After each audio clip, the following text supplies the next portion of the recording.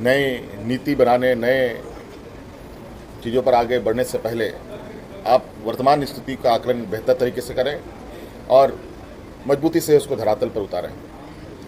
कई शिकायतें आती हैं अलग अलग समस्याओं का, उन सब को मद्देनज़र सभी विभाग अपने अपने विभागों के अंदर जड़ तक उसकी जानकारी लेने का प्रयास करें और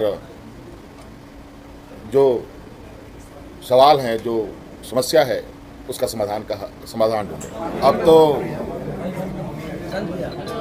राज्य की जनता के लिए जो जिम्मेवारी है उसको निभाना है और उसमें अधिक से अधिक गति देने का हम सभी लोगों का उद्देश्य है। इसलिए आज पूर्ण मंत्रिमंडल का गठन कर लिया गया है। उसके उपरांत हम सभी लोग मंत्रिमंडल में कि हम लोगों ने बैठक भी की। सब लोग कल से अपने अपने कार्यों में लगेंगे और आज एक छोटा सा और इस राज्य के लिए एक बहुत बड़ा मील का पत्थर साबित हो, ऐसा एक हम लोगों ने विचार रखा। क्योंकि राज्य में आप सबको पता है कि माइनिंग गतिविधियां सबसे अधिक चलती हैं। विभिन्न तरीके के माइनिंग एक्टिविटीज़ यहाँ पर होती हैं और हम लोग बोलते भी हैं कि 40% से अधिक खनिज संपदा हमारे राज्य में है, पूरे देश का। लेकिन उससे प्रभावित होने वाले लोगों के विषय को लेकर कोई स्पष्ट नीति सरकार के पास नहीं थी। जो विस्थापित हुए या जो विस्थापित होने वाले हैं उन लोगों के लिए, और आज हम लोगों ने बहुत जल्द विस्थापन आयोग बनाने का आज कैबिनेट में प्रस्ताव को रखा है और इस पर अब हम लोग बहुत जल्द एक मसौदा तैयार करेंगे। सभी विस्थापित लोगों का आर्थिक सामाजिक सर्वेक्षण भी हम लोग करेंगे। एक डाटाबेस तैयार किया जाएगा जिससे सभी माइनिंग क्षेत्रों में उतार चढ़ाव को हम लोग समझ सकें और एक दस्तावेज हो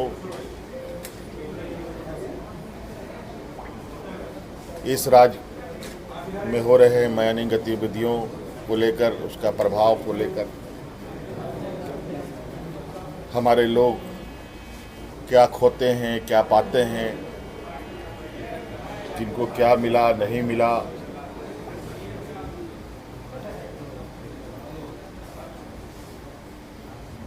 इसका प्रभाव क्या है, इसको लेकर हम लोग बहुत जल्द उसका एक मसौदा तैयार करेंगे और जो यहाँ पर हमारे ग्रामीण क्षेत्र के लोग जिनको खेत खलिहान घर द्वार छोड़ना पड़ता है, उनको कैसे राहत पहुँचाई जाए, इसके लिए हम लोग सरकार एक नीति बनाएगी और इस नीति के साथ हम लोगों को जो लोग प्रभावित लोग हैं उन पर और उनके लिए हम लोग काम करेंगे। ये सब अब हमने कहा है तो इसको धरातल पे उतारना भी हमारी जिम्मेवारी है। अब ये पहले ही हो जाना चाहिए था, लेकिन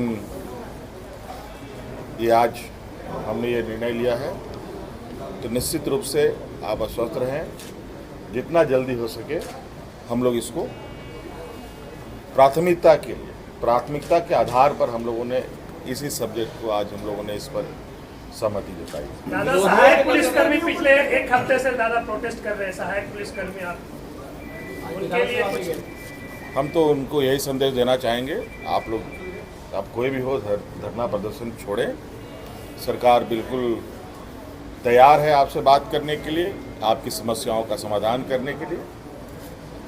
और ये तभी होगा जब लोग मिल बैठ के बात करेंगे, चर्चा करेंगे। तो इसके लिए धरना प्रदर्शन करने की ज़रूरत नहीं है। सरकार संवेदनशील सरकार है, इसके आँख कान नाक भी हैं, जो सुनती भी है, समझती भी है और समस्या का समाधान भी निकालती है। दादा, कई सारी योजनाएं सरकार पहले से चला रही है, उन योजनाओं को लेके लगातार आप फीडबैक भी लेते रहे। क्या अभी जो टाइम बचा हुआ विधानसभा चुनाव से पहले उसको लेकर कुछ कार्य योजना है? नहीं, इस विषय पर हम लोग अब कल मंत्री सभी अपने अपने पदभार ग्रहण करेंगे।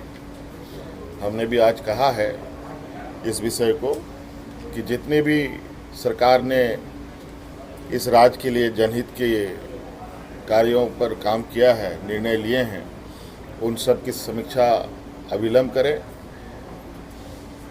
नई नीति बनाने, नए चीज़ों पर आगे बढ़ने से पहले आप वर्तमान स्थिति का आकलन बेहतर तरीके से करें और मजबूती से उसको धरातल पर उतारें।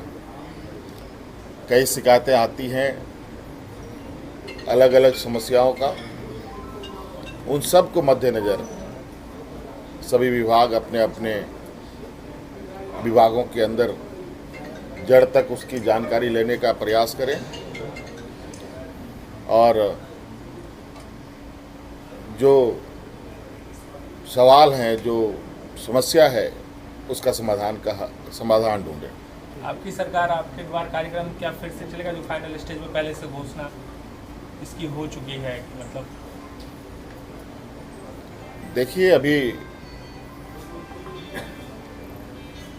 हम लोगों ने तो ये प्रारंभ किया ही है। कई बार सरकार आपके द्वार के कार्यक्रम हुए हैं और हमारा प्रयास है, हमने पहले भी कहा है कि हमारी सरकार प्रोजेक्ट बिल्डिंग से नहीं, गांव से चलेगा और इसके लिए कार्य योजना और काम करने के तरीके आने वाले समय में कैसे अपनाए जाएंगे, ये आप लोग को हम लोग समय समय पर बताते रहेंगे। धन्यवाद दादा।